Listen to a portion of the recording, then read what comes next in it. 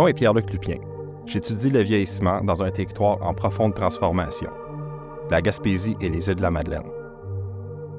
Comme sociologue, je considère toujours les statistiques comme très instructives, mais comme ethnographe, je pense qu'il est aussi important de rencontrer les gens sur le terrain. Pendant près d'1 an, ce projet de court-métrage m'a mené à sillonner le territoire de la MRC d'Avignon d'est en ouest, sur des centaines de kilomètres. Je vous invite donc à une ethnographie depuis la route pour mieux comprendre les vieillissements sur le territoire d'une MRC gaspésienne.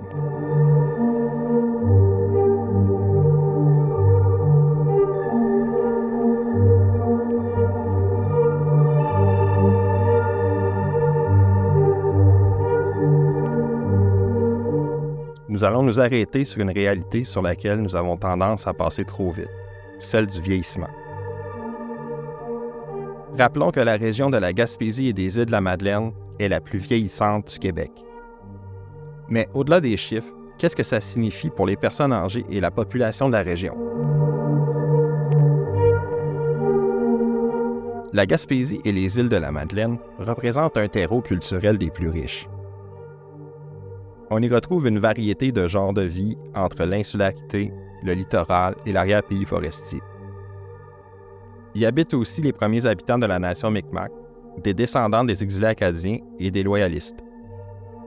Si cette diversité culturelle est reconnue en général, elle l'est beaucoup moins lorsqu'on parle de vieillissement de la population.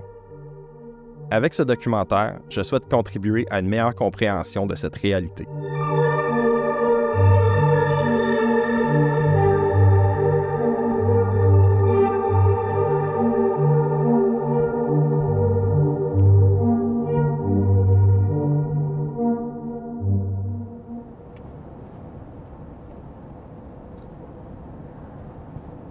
On est sur la 132, la route principale de la Gaspésie qui fait le tour. Première idée, on se dit que parfois on a une idée quand on ne connaît pas la Gaspésie que ça doit être homogène, que ça doit être la même réalité partout. C'est la première chose à corriger en fait. En Gaspésie, même si on considère que c'est une région périphérique en géographie, dans les sciences sociales, quand on arrive sur le terrain, bien, ce qu'on se rend compte, c'est qu'il y a plusieurs Gaspésies. Puis par rapport à la question du vieillissement, il y a aussi plusieurs vieillissements, plusieurs manières de vieillir. Puis pour donner un exemple, on est en train de traverser d'est en ouest la MRC d'Avignon. Puis à l'intérieur de cette même MRC-là, les réalités peuvent changer drastiquement.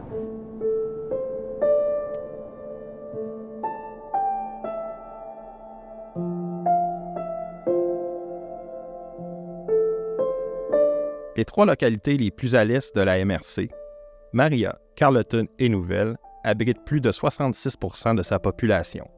S'y concentrent aussi les principaux services, dont le centre hospitalier.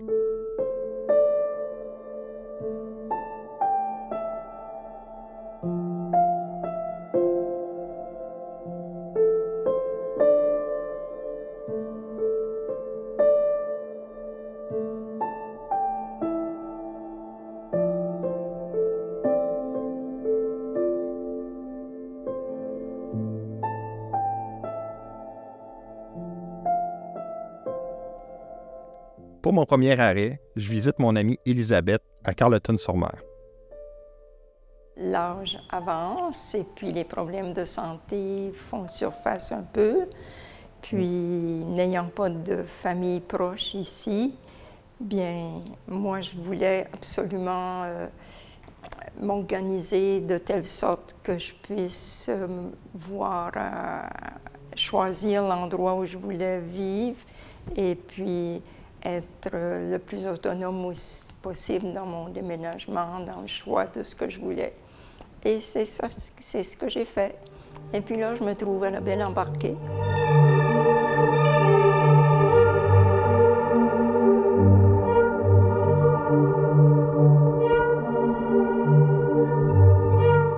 La Belle Embarquée est une résidence communautaire pour aînés située à Carleton-sur-Mer. Elle tient son nom d'un roman de l'écrivain gaspésien Sylvain Rivière. Le complexe de 3 immeubles comprend 48 logements, dont 24 sont réservés à des personnes de 75 ans et plus en légère perte d'autonomie. Ce type d'offre résidentielle reste limité dans la région.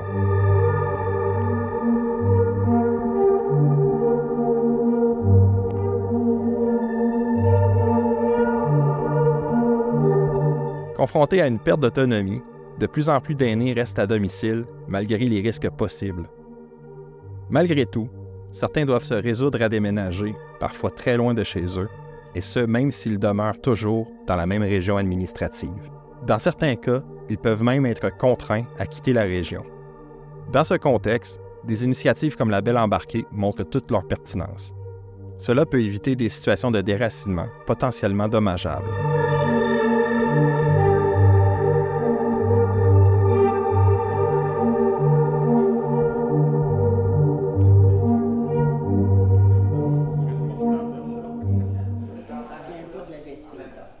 Moi, je suis un nouvel arrivant qui appelle, ça fait 8 ans que je vis ça. Oui, c'est ça, moi, le pays. Ici, bien, c'est une petite résidence. Je pense qu'actuellement, on est peut-être 25, ce qui est assez raisonnable. Puis j'ai le dîner, le souper. Je suis toujours engagée en pastoral. Ça me fait vivre en quelque part. Ça m'apporte beaucoup d'être capable de partager à ce niveau-là, au niveau de ce que je peux apporter en aide à la paroisse, mais aussi ça me permet d'être libre pour mes sorties. J'ai ma voiture, alors je peux rendre des services.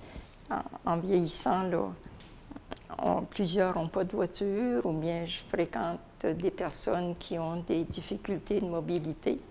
Ça fait partie vraiment de mon bonheur, là. Moi, chaque samedi après-midi et chaque dimanche après-midi, je visite une de mes amies qui est lourdement handicapée. Puis on fait des mots croisés parce qu'elle n'est pas en mesure, elle ne peut pas écrire, elle est complètement démunie d'autonomie physique, au plan physique. Alors, je sais que ça rend service parce que cette personne-là, si elle échappe son crayon, si elle échappe la manette de télévision, puis qu'il n'y a personne là, la manette reste à terre. Fait que ça fait partie de mon bonheur d'être capable de lui aider. C'est de là, il y a un petit peu de revient pour moi. OK.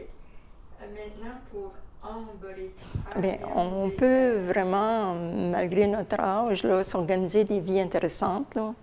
OK. Puis moi, sur Zoom, là, tous les soirs, à 7h30, j'ai une activité sur Zoom. Je rassemble des personnes qui le veulent bien pour dire le chapelet. Il y en a quelques-unes d'ici, de Carleton, mais il y en a une de Baie-Saint-Paul, puis une autre de la région de Joliette, puis d'autres de Québec. Là. Puis, comme ça fait 2 ans qu'on fait ça, finalement on se connaît, là, tu sais, à force de se voir sur Zoom, alors on a tout le temps un petit temps pour jaser. Quand tu nous guides toujours vers Jésus, Prince de la paix.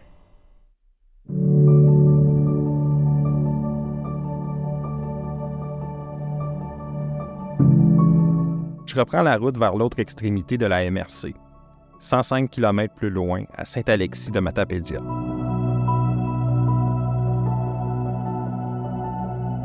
Dans cette petite localité agroforestière, plus du tiers de ses 500 habitants sont âgés de plus de 65 ans.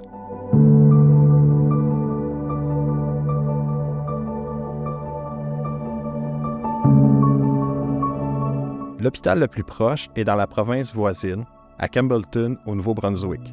Une situation que nous explique Mélissa Gauthier, directrice à la résidence Villa des Plateaux. Bien, c'est sûr que les grands besoins qu'on a ici à la Villa, bien, c'est le manque de main-d'œuvre. Ça, c'est sûr et certain. Ça touche tout le monde, tout le Québec au grand complet. Il y a un grand manque de main-d'œuvre.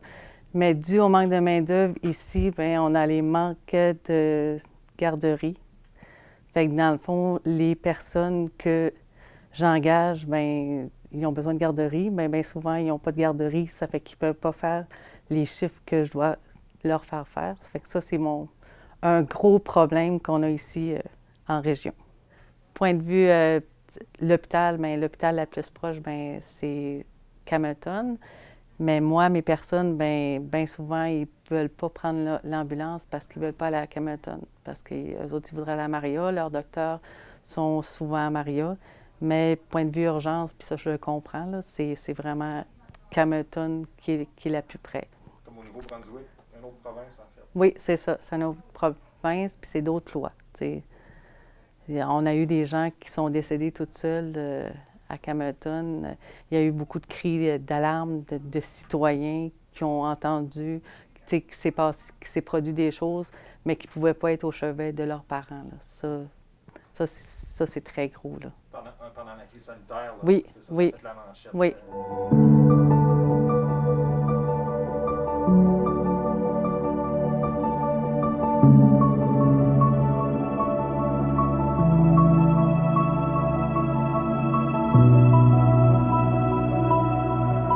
Le portrait dessiné jusqu'à maintenant rend bien compte de la grande diversité présente sur le territoire.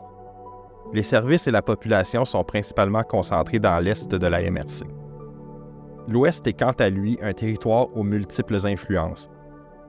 C'est un territoire de rivières et de forêts avec son histoire et sa propre identité.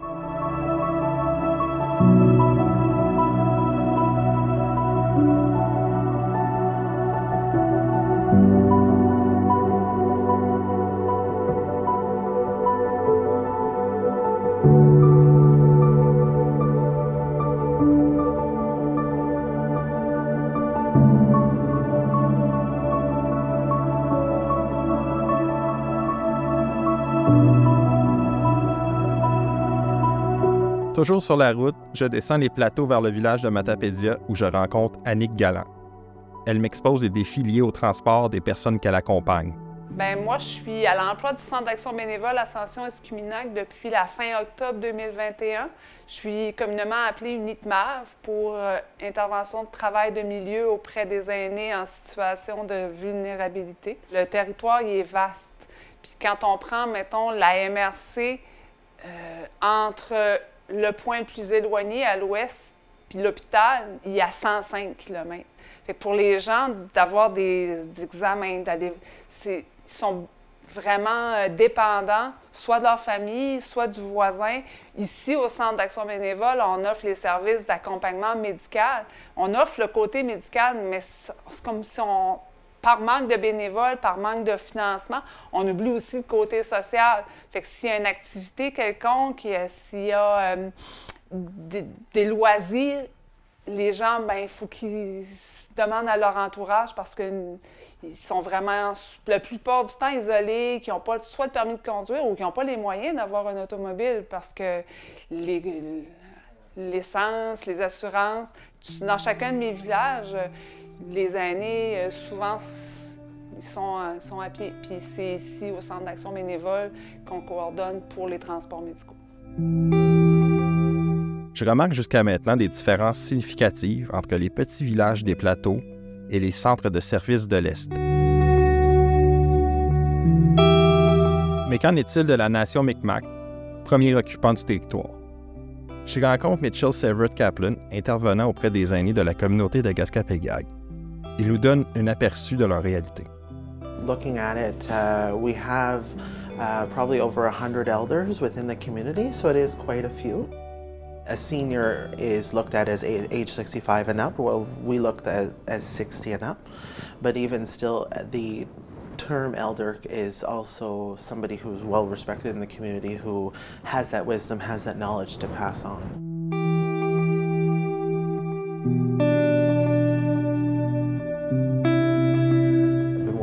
With them, working through their experiences within the day school system, because back then they would have went through the schools that were federally run by the church, and then therefore the assimilation of their culture and so forth. So it's a matter of unpacking that and making sure that they start through their healing, like they've gone through parts of their healing journey, but really help them move forward and work through that, right? Because I mean it's quite traumatic when we look at that too, and looking back, and that, and then working with them, like making sure that we have activities for them, that they're involved within the community too, and yeah, it's a matter of just bringing them back and making sure that they're connected.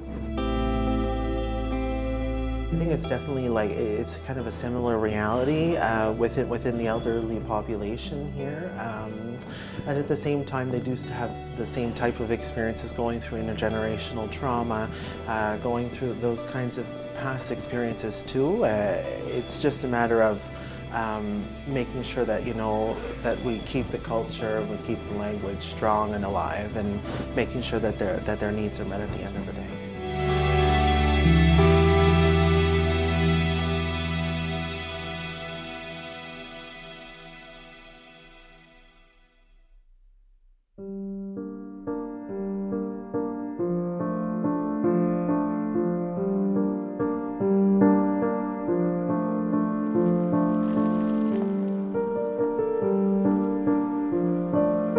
Quelques mois plus tard, je reprends la route pour rencontrer Bruce Wafer, maire d'Escuminac et président de la table régionale de concertation des aînés de la Gaspésie et des îles de la Madeleine.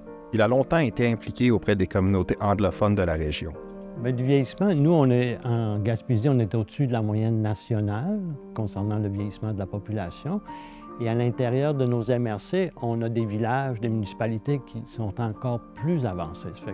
C'est un territoire très intéressant à étudier, puis de regarder ça plus profondément aussi.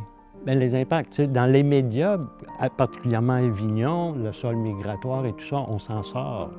Mais si on se retire puis on regarde long terme, la balloune démographique qui s'en vient dans 20-25 ans va avoir un impact incroyable. On perd un quart de la population, 25 %. De combler cette perte-là, c'est pas juste par attirer du monde sur le territoire, mais ça prend des politiques nationales puis des orientations long terme au lieu d'être en mode réaction, comme on l'est présentement.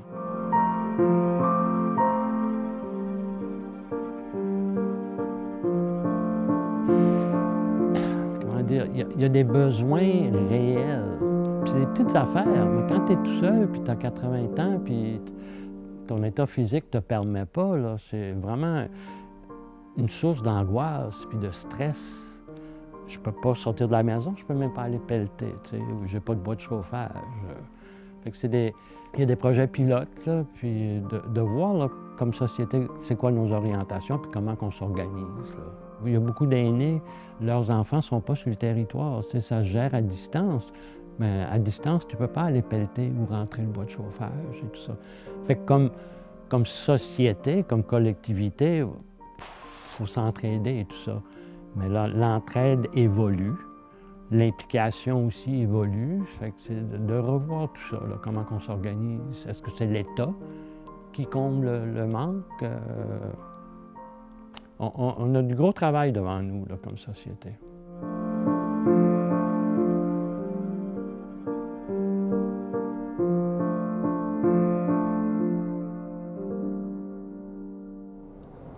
Le vieillissement, ça fait longtemps qu'on étudie ça au Québec, puis partout dans le monde. Ça a toujours été comme sous l'angle de la catastrophe à venir, du fardeau économique. Mais en fait, on le voit venir très lentement, mais c'est comme un effet quasiment inexorable. Puis en même temps, la démographie, les perspectives, il faut se méfier de ça parce que les décisions politiques puis des événements comme la pandémie peuvent venir brouiller les cartes assez rapidement, comme ça semble être le cas présentement. Puis là, vu que c'est un changement en cours, c'est quand même difficile de... faut être rusé pour être capable de dire comment ça va s'orienter, parce que les décisions sont même en train de se prendre, puis c'est ça qui va affecter comment que ça va se passer. On est vraiment dans le laboratoire. Puis si je reviens sur ce que Bruce disait, c'est souvent les élus, les acteurs ici, ils vont essayer de retourner ça plus positif. Le fait que, mettons, la Gaspésie, c'est 28,6 % de personnes de 65 ans et plus. Au lieu de voir ça comme un aspect négatif, ils veulent le voir comme, OK, on va être un laboratoire pour le vieillissement parce que en 2030, ça va être la réalité du Québec. Ça va être à peu près ce même pourcentage-là qu'on va retrouver partout au Québec. Donc, on se dit, on va essayer de voir comment ça va évoluer pour... ça pourrait être comme un avant-garde sur le vieillissement. C'est quelque chose qui revient souvent.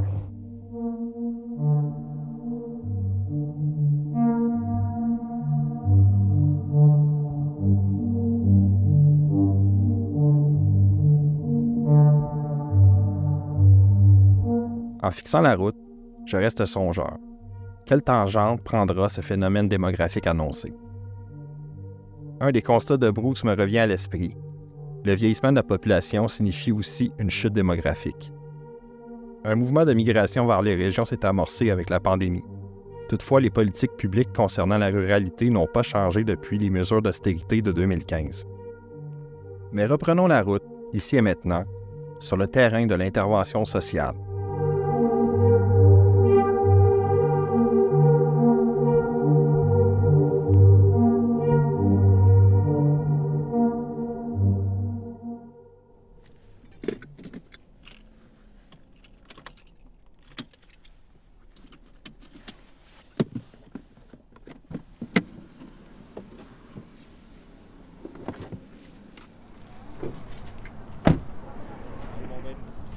Là, ça fait un peu qu'on s'est vu. Ça va bien? Ben oui, toi. Ah, je suis bien content de... Mon amie Jacqueline Bouchard, travailleuse de rue, tenait à me présenter quelqu'un qui avait toute une histoire à me raconter. Serge, là, quand je l'ai rencontré, il voulait absolument rien savoir des CLSC, des hôpitaux, des médecins, puis de la... Il était en colère beaucoup contre ça, le système, puis...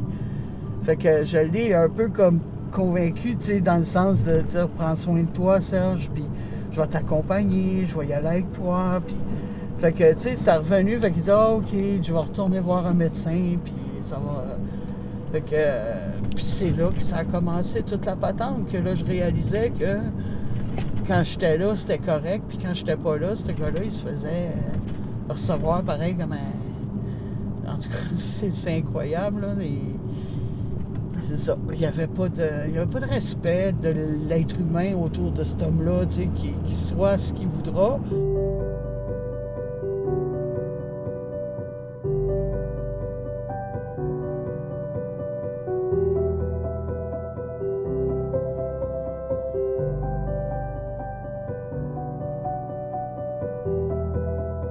Amoureux de la nature et déçu par la société, Serge a choisi de vivre loin du monde.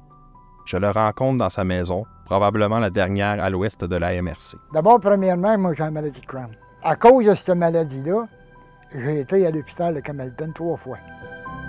Ça fait que là, moi je suis pas seul martyr. J'avais le pouce tout noir, puis 3 orteils tout noirs, il était nécrosé.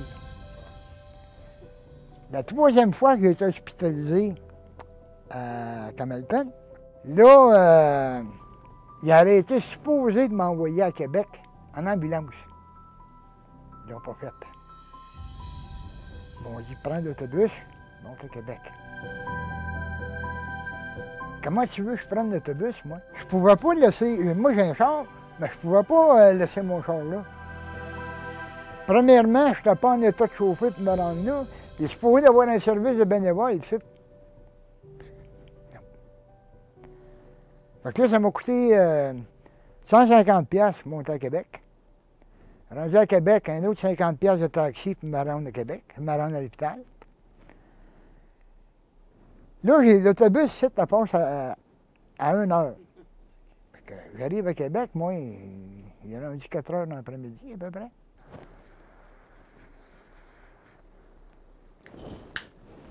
J'arrive là, puis je m'installe dans la salle d'urgence.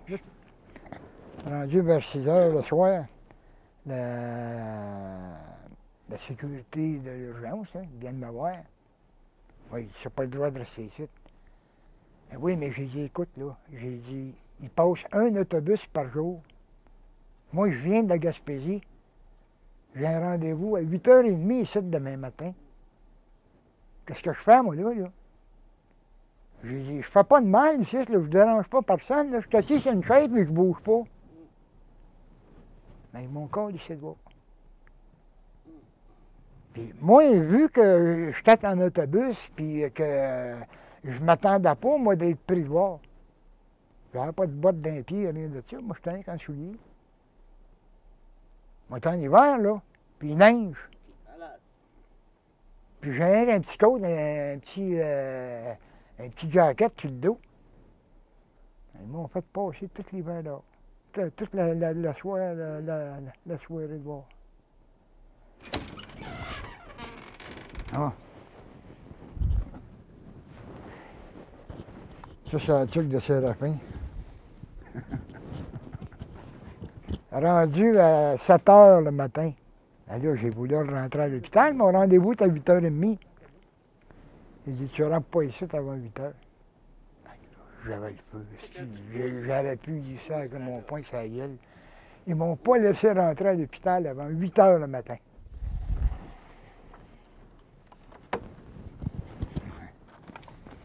Allô, les bébés!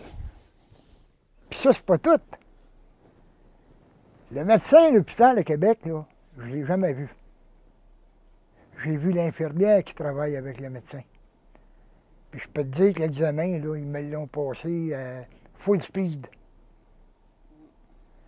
Là, ils m'ont dit, t'es correct, ils disent, t'es pas si malade que ça, ils disent, ça peut attendre. Oui, mais j'ai dit, qu'est-ce que je fais avec mon pouce qui est noir?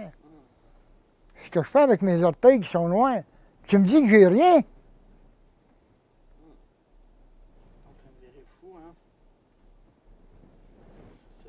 J'ai pris l'autobus, je me suis revenu chez nous. Puis là, ben, j'ai resté chez nous à passer le marché jusqu'à temps que Jacqueline vienne me chercher pour aller à l'hôpital de Mario. Si Jacqueline n'était pas venu me chercher, là, je serais mort ici.